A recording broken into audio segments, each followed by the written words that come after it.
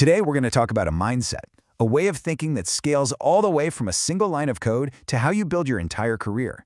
It's all about continuous improvement, and it's really the secret sauce that separates just good work from truly great work. So, let's just start with a really big question. What actually makes a great engineer? I mean, we all know people who are good coders, right? They get the job done. But what's that extra thing, that special something that makes someone a great engineer? Well, here's the heart of it. A good coder, they're focused on the now. They write code that works today. And that's fine. But a great engineer, they're playing the long game. They're already thinking about the poor soul who has to come back to this code in 6 months, which, let's be honest, is probably going to be them. It's all about designing for the future. And the name of the game for this is refactoring. The software legend Martin Fowler defines it perfectly. It's a disciplined technique. You're restructuring the code on the inside, but you're not changing what it does on the outside. You're not adding features, you're just making the code healthier, cleaner, and easier to understand. Okay, so how do you even know when you should refactor? Well, it all starts with learning to spot what are called smells, these little hints that something's not quite right. And what's so cool is that this idea of smells doesn't just stop at code, it scales all the way up to how our teams and companies work. So a code smell is not a bug. The code could work perfectly. Instead, it's like a clue, a little warning sign on the surface that points to a much deeper problem in the design. It's that gut feeling you get as a developer that says, this could be better. And I absolutely love this. Kent Beck, one of the pioneers here, actually credits his Grandma Beck with the whole philosophy. And it's just so simple and so perfect. If it stinks, change it. If something feels confusing or clunky or just plain wrong, you don't ignore it, you clean it up. Now here is where it gets really interesting. A super common code smell is duplicated code. Copy-pasting the same logic in a bunch of different places. Well, Tanya Riley points out that the organizational equivalent of that is competing initiatives. Just think about it. 2 different teams building 2 different dashboards that basically do the exact same thing. It is literally organizational copy-paste, and it is a massive waste of time and energy. Or how about this one, the large class code smell? This is when one piece of code is trying to do way too much. It's like one of those all-in-one kitchen gadgets that's a blender and a toaster and a coffee maker. It's just awkward and complicated. The organizational version of that, an information silo, a team that holds on to knowledge and doesn't share. In both cases, the thing has too many responsibilities and it just creates a bottleneck for everyone else.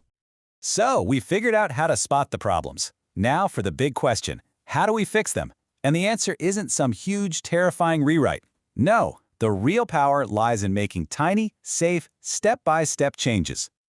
Martin Fowler lays out this super disciplined process. Step 1, and this is totally non-negotiable, you have to have good tests. That's your safety net. Then you make one tiny change. Something as small as renaming a variable. Right after that, you run all your tests. If they all pass, great, you're safe. You commit your change and you do it all over again. It might feel slow, but it's incredibly fast because you're not spending hours debugging later. And this, right here, this is the magic. Because every single change is tiny, and it's tested immediately. If you do break something, you know exactly what caused it. It was that last little thing you did. You don't have to go on a huge bug hunt, it's right there. Of course, I know what you're thinking. My week looks nothing like that clean, perfect little loop. And you're right. As Tanya Riley shows us here, the reality for a senior engineer is messy. It's a chaotic mix of your main project, a dozen side quests, endless meetings, and of course, that big crisis that makes you drop everything.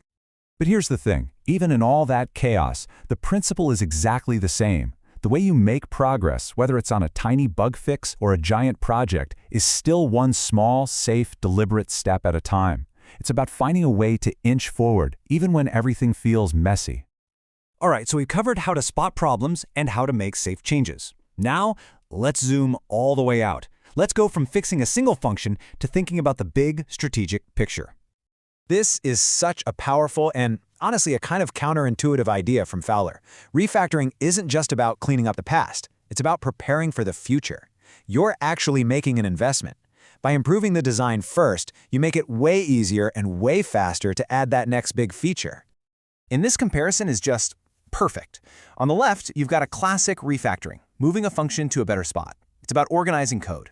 On the right, you have the big picture equivalent, understanding where your specific project fits in the grand scheme of the entire company.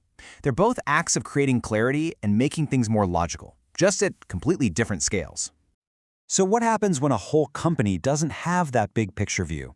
Well, Tanya Riley points out that the problems look eerily similar to a messy code base. You start accumulating organizational cruft. You get those competing initiatives we talked about.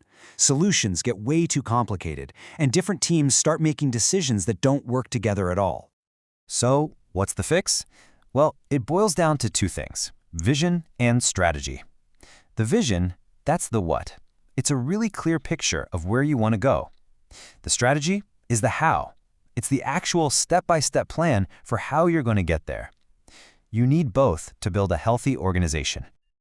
Okay, we've gone from a single line of code to teams to entire companies.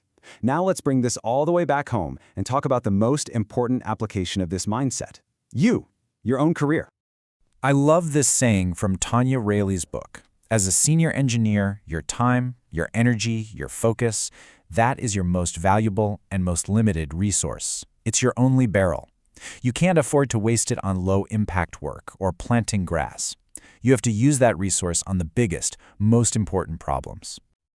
You have to realize that every single project you agree to take on is a choice. You're essentially refactoring your own focus.